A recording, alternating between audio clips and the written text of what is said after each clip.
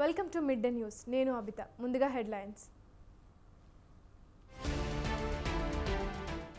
పిన్నెల్లి ముందస్తు bail పిటిషన్లపై high court మధ్యంతర ఉత్తర్వులు. జూన్ 6 వరకు ఎలాంటి చర్యలు చేపట్టొద్దని ఆదేశం.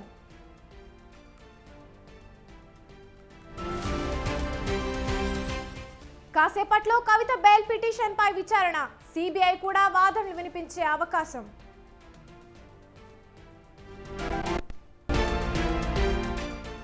తెలంగాణలో విత్తనాల కోసం రైతుల కష్టాలు. ఆగ్రోస్ షాపుల ముందు పడిగాపులు కాస్తున్న రైతన్నలు.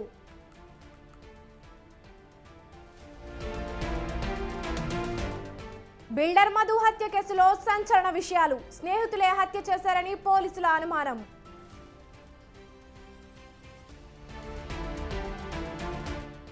రంగారెడ్డి జిల్లా షాద్నగర్ లో మండి హోటల్లో దారుణం. భోజనం వికటించి 8 మందికి అస్వస్థత.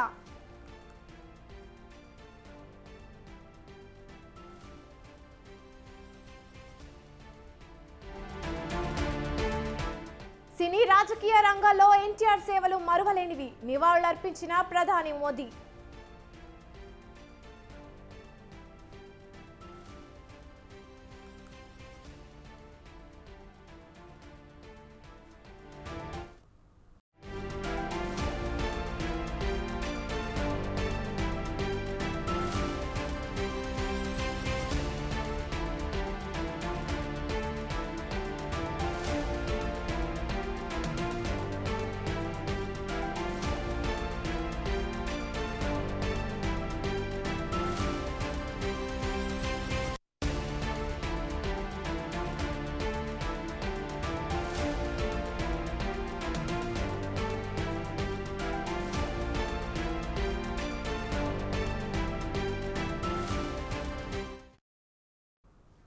తెలంగాణలో సంచలనం సృష్టించిన ఫోన్ ట్యాపింగ్ వ్యవహారంలో తవ్వే కొద్దీ కొత్త విషయాలు వెలుగులోకి వస్తున్నాయి.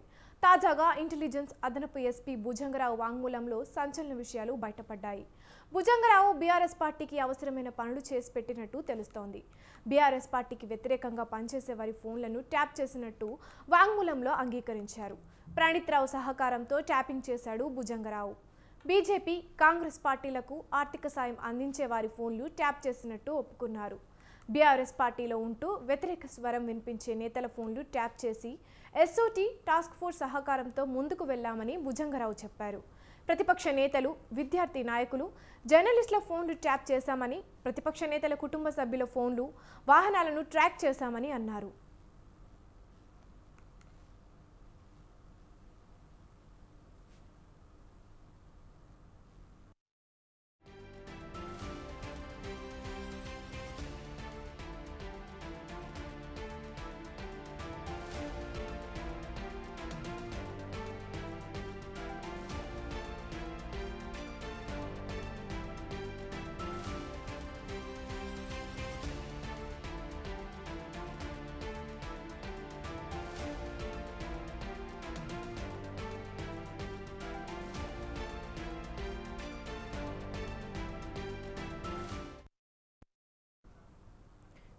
జీహెచ్ఎంసీ ఎన్నికలతో పాటు 3 ఉప ఎన్నికల సమయంలో ట్యాపింగ్ చేశామని భుజంగరావు తెలిపారు. రాజకీయ సమాచారాన్ని ప్రభాకర్ రావు, శ్రవణ్తో పాటు మరో ప్రైవేట్ వ్యక్తి ద్వారా తెలుసుకున్నామన్నారు. మునుగోడు ఉప ఎన్నికల్లో బీజేపీ, కాంగ్రెస్ సపోర్టర్ల ఫోన్లను ట్యాప్ చేశామని చెప్పారు ఆయన. మాదాపూర్ ఎస్ఓటీ నారాయణ సపోర్ట్తో ఆపరేషన్ నిర్వహించామని వెల్లడించారు.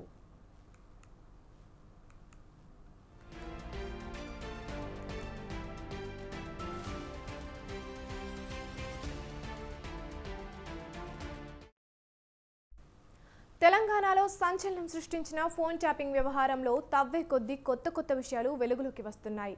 తాజాగా ఇంటెలిజెన్స్ అదనపు ఎస్పీ భుజంగరావు వాంగ్మూలంలో సంచలన విషయాలు బయటపడ్డాయి. ఇక ఇదే అంశంపై మరింత సమాచారాన్ని మా ప్రతినిధి ఉషా లైవ్ ద్వారా అందిస్తారు. చెప్పండి ఉషా.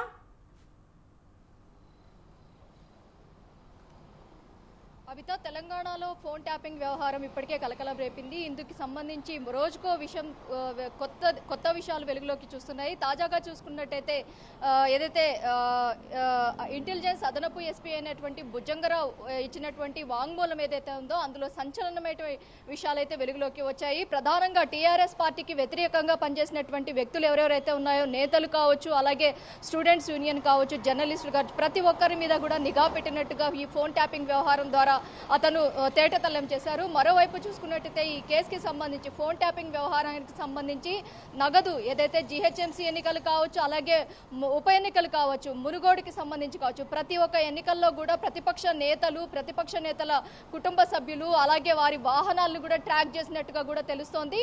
అలాగే తెలిపారు. అలాగే ఈ ఎన్నికలు ఏదైతే ఉన్నాయో అసెంబ్లీ ఎన్నికలకి సంబంధించి కూడా మొత్తం టాస్క్ ఫోర్స్ వాహనాలని వాడుకున్నట్టుగా కూడా అతను కూడా ఏదైతే గతంలో రాధాకిషన్ రావు కూడా సేమ్ టాస్క్ ఫోర్స్ వాహనాల ద్వారానే నగదు మొత్తం కూడా రవాణా జరిగింది.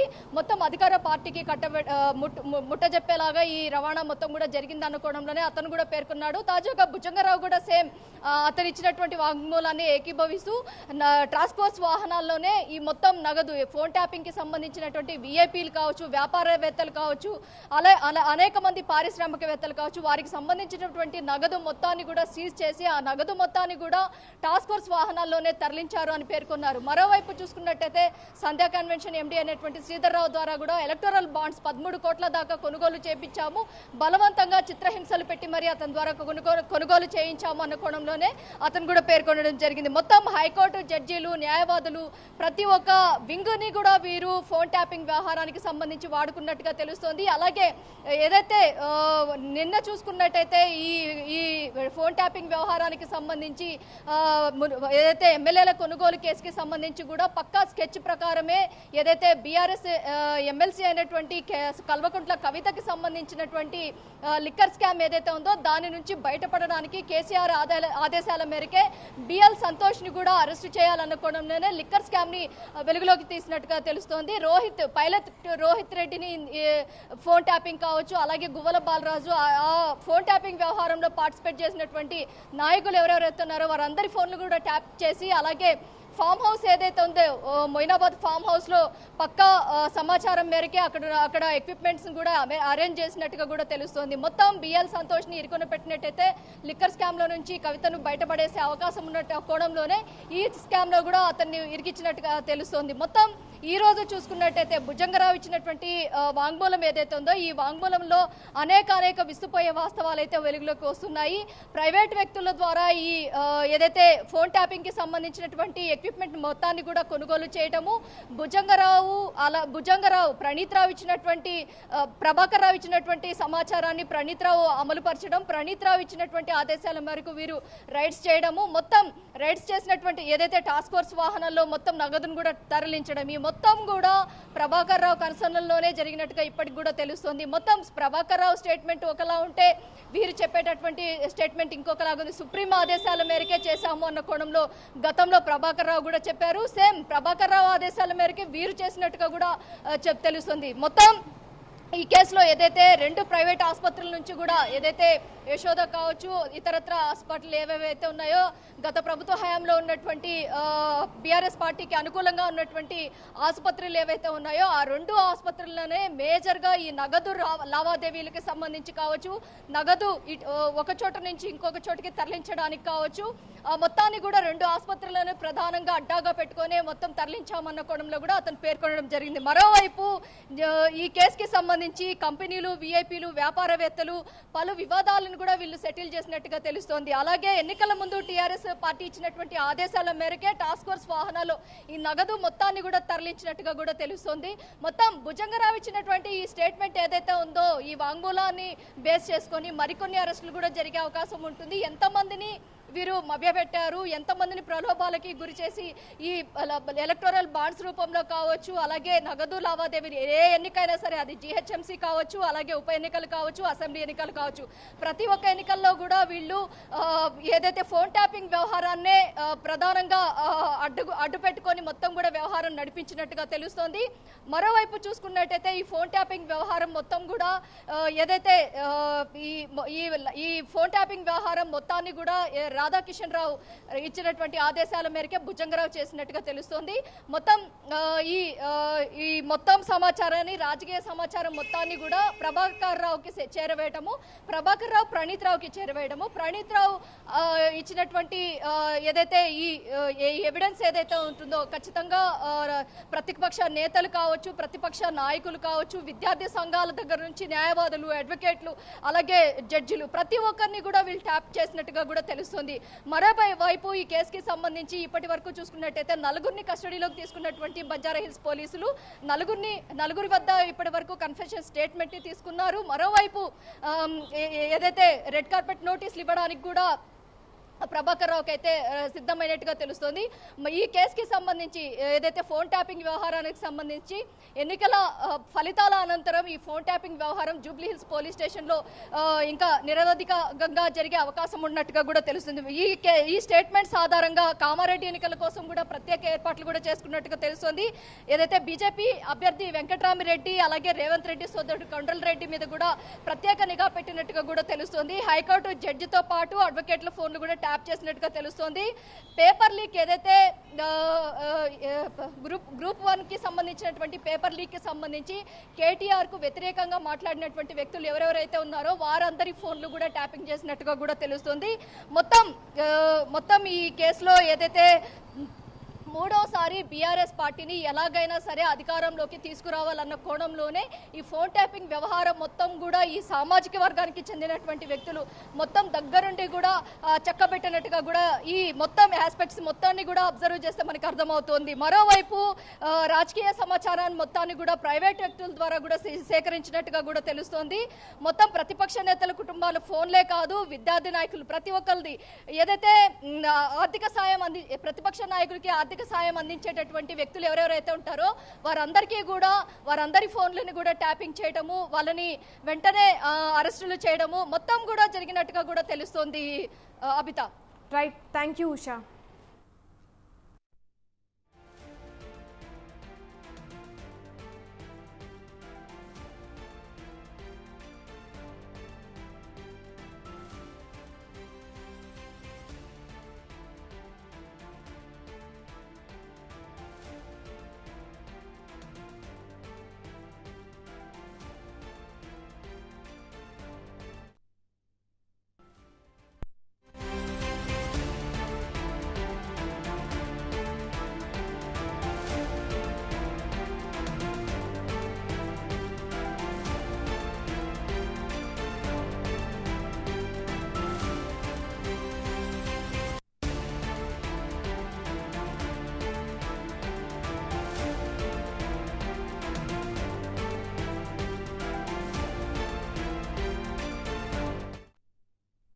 టాలీవుడ్ హీరో వేణుపై బంజారాహిల్స్ పిఎస్లో కేసు నమోదైంది. బంజారాహిల్స్కు చెందిన రిత్విక్ ప్రాజెక్ట్స్ ఉపాధ్యక్షుడు రవికృష్ణ ఫిర్యాదు చేశారు. దీంతో వేణుతో పాటు మొత్తం 5గురిపై పలు సెక్షన్ల కింద పోలీసులు కేసు నమోదు చేశారు. ప్రస్తుతం ఈ కేసుకు సంబంధించి విచారణ కొనసాగుతోంది.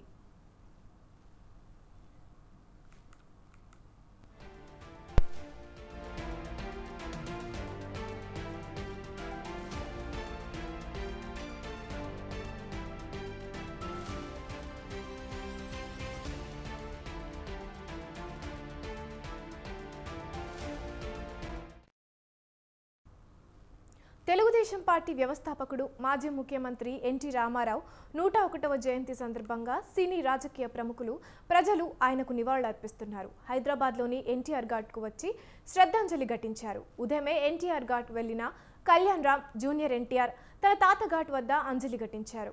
పూలమాల వేసి నివాళి అర్పించారు. ఈ సందర్భంగా తమకు తాతతో ఉన్న బంధాన్ని గుర్తు చేసుకొని ఎమోషనల్ అయ్యారు. ఎన్టీఆర్ ఘాట్ దగ్గర జూనియర్ ఎన్టీఆర్ ఫ్యాన్స్ సీఎం అంటూ నినాదాలతో హోరెత్తించారు. అనంతరం బీజేపీ ఏపీ అధ్యక్షురాలు ఎన్టీఆర్ కుమార్తె దగ్గుబాటి పురంధేశ్వరి దంపతులు కూడా ఎన్టీఆర్ ఘాటు వద్ద నివాళులర్పించారు.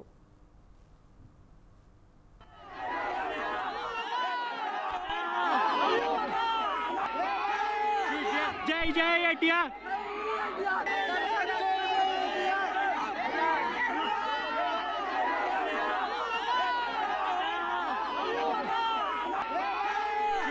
జై జై ఎన్టీఆర్.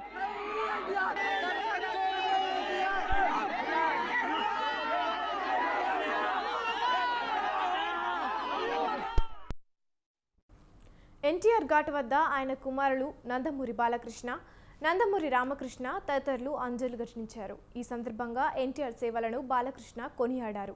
ఎన్టీఆర్ అంటే ఒక శక్తి అని, తెలుగువారికి ఆయన ఆరాధ్య దైవమని అన్నారు.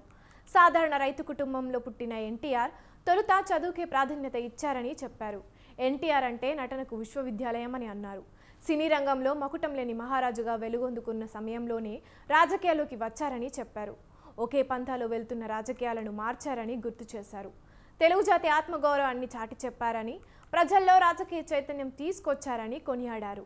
ఎన్నో సంస్కరణలు తీసుకొచ్చి సంక్షేమ అభివృద్ధి కార్యక్రమాలు చేపట్టారు.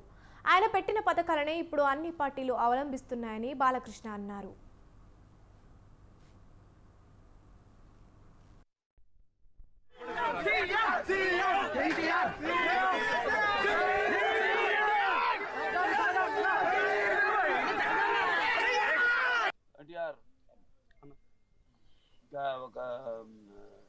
ఒక శక్తి ఆయన ఎన్నో సందర్భాల్లో చెప్పడం జరిగింది. ఎన్టీఆర్ అంటే కేవలం నందమూరి తారక రామారావు మాత్రమే కాదు, అంటే ఎన్నట్టు నటనాలయం, ఆయన ఇల్లు ఒక నటనాలయం, అందులో ఆయన ఒక నటరాజు నరసింహుడు.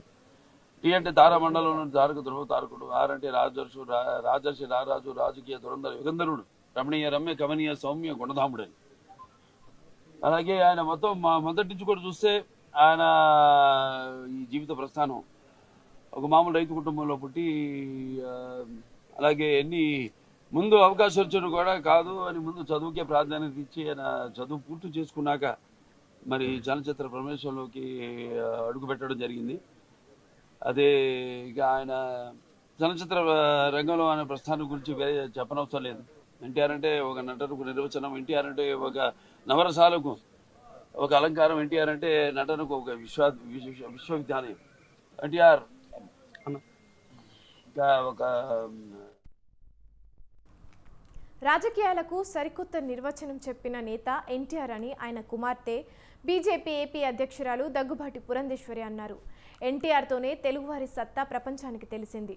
సంక్షేమానికి నాంది పలికిన నాయకుడు ఎన్టీఆర్. ఎన్టీఆర్ అంటే సినీ రాజకీయ రంగంలో ప్రభంజనం. ఆయన స్ఫూర్తితో ముందుకు వెళతామని పురంధేశ్వరి అన్నారు. ఒక పేరు, ఒక వ్యక్తి కాదు, వారు ఒక సంచలనం అని చెప్పి మనందరికీ తెలుసు. ఏ రంగంలో కాలు పెట్టినా కూడా ప్రపంచనాన్ని సృష్టించినటువంటి మహనీయులు వారు. చలనచిత్ర రంగంలో 320 సినిమాలకు పైగా వారు నటించి రాజు నుండి నిరుపేద వరకు, దేవుడు నుండి రాక్షసుడి వరకు, నాయకుడి నుండి ప్రతి నాయకుడి వరకు ప్రతి పాత్రలో జీవించి ఈరోజు తెలుగు ప్రేక్షకుల హృదయాల్లో చెరగని ముద్ర వేసినటువంటి వారు రాజకీయంలోకి వచ్చిన తర్వాత, ప్రజా ప్రస్థానంలోకి అడుగుపెట్టిన తర్వాత రాజకీయాలు కేవలం అధికారాన్ని ప్రాప్తించడానికి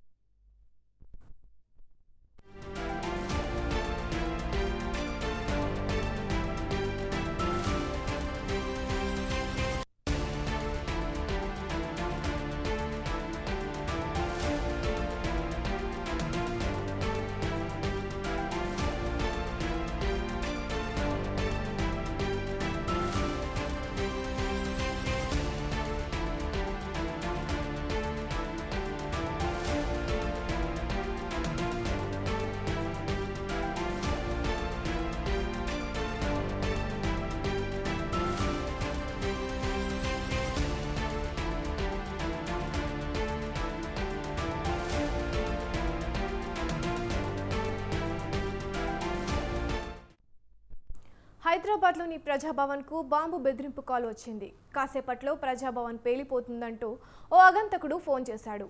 దీంతో బాంబు స్క్వాడ్తో తనిఖీలు చేపట్టారు పోలీసులు.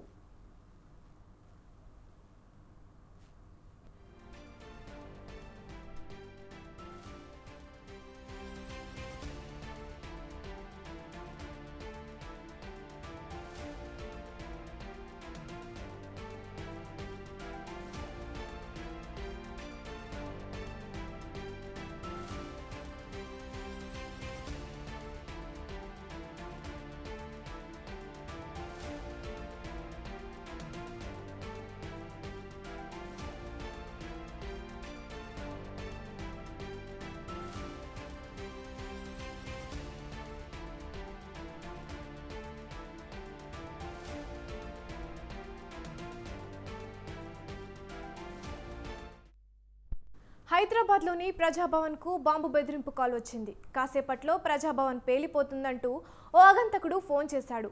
దీంతో బాంబ్ స్క్వాడ్తో తనిఖీలు చేపట్టారు పోలీసులు. ఇక ఇదే అంశంపై మరింత సమాచారాన్ని మా ప్రతినిధి ఉషా ఫోన్ లైన్ ద్వారా అందిస్తారు. చెప్పండి ఉషా. అవిత, ప్రజాభవన్ ఏదైతే ఉందో హైదరాబాద్ కి సంబంధించినటువంటి ఏదైతే సామాన్య పౌరులు కావచ్చు, ప్రతి ఒక్కరూ కూడా తమ సమస్యల్ని లిఖితపూర్వకంగా ఇచ్చేటటువంటి సదుపాయం ఉన్నటువంటి ప్రజాభవన్ కు సంబంధించి బాంబు బెదిరింపు కాల్స్ వచ్చినట్టుగా తెలుస్తోంది. దీనికి సంబంధించి కాసేపటి క్రితమే ఏదైతే కమాండ్ కంట్రోల్ సెంటర్ లోని పోలీస్ కంట్రోల్ రూమ్ ఏదైతే ఉందో దీనికి సంబంధించి ఒక గుర్తు తెలియని అగంతకుడు ఫోన్ కాల్ చేసినట్టుగా తెలుస్తోంది. మొత్తం బాంబ్ స్క్వాడ్ మొత్తం కూడా అక్కడ తనిఖీలు అయితే చేపట్టినట్టుగా తెలుస్తోంది. ఎవరైతే ఈ అగంతకుడు కాల్ చేశాడో ఆ కాల్ ని మొత్తం ట్రేస్ అవుట్ చేయడానికి అయితే ఇప్పటికే సిపిఎస్ బృందం కూడా నిమగ్నమైనట్టు తెలుస్తోంది. ఏదైనా ఇది ఆకతాయి పనా లేకపోతే ఇది సీరియస్ మ్యాటర్ అన్న కోణంలో పూర్తి స్థాయిలో అయితే అక్కడ తనిఖీలు అయితే చేపట్టారు. ప్రజాభవన్ చుట్టుపక్కల ప్రతి ఒక్క అంగుళాన్ని కూడా పరిశీలిస్తున్నట్టుగా తెలుస్తుంది. జల్లెడపట్టి అయితే పోలీసులు అక్కడ ఉన్నటువంటి తనిఖీలు అయితే చేపట్టినట్టుగా తెలుస్తుంది. బాంబు స్క్వాడ్ తో పాటు మరికొన్ని టీమ్స్ కూడా అక్కడికి చేరుకున్నట్టుగా తెలుస్తుంది. మరోవైపు కమాండ్ కంట్రోల్ సెంటర్ లో ఉన్నటువంటి ప్రతి ఒక్క సిబ్బందిని కూడా అలర్ట్ చేశారు అధికారులు. అక్కడ ఉన్నటువంటి సీసీ కెమెరా ఫుటేజెస్ కావచ్చు, అలాగే ఈ గుర్తు తెలియని అగంతకుడు ఎవరైతే కాల్ చేశారో అతని నంబర్ ని ట్రేస్ అవుట్ అయితే ప్రస్తుతం అయితే చేసే పనులు అయితే నిమగ్నమైనట్టుగా తెలుస్తుంది. ఇది ఒకవేళ ఆకతాయి పనా లేకపోతే ఇది సీరియస్ అనుకోవడంలో అయితే పూర్తి స్థాయిలో అయితే పోలీసులు అయితే అలర్ట్ అయినట్టుగా కూడా తెలుస్తుంది. Right, thank you Usha.